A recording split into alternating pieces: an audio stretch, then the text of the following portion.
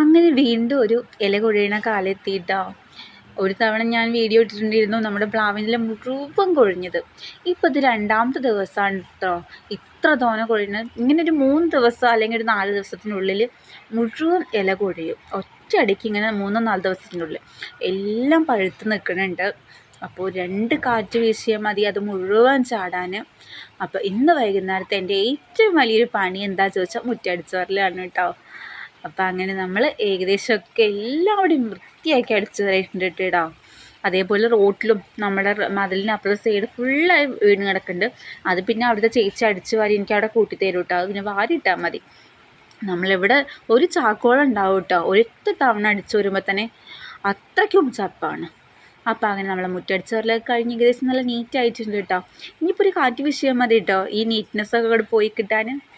അപ്പോൾ okay, thank you. എൻ്റെ video ഇഷ്ടമാണെങ്കിൽ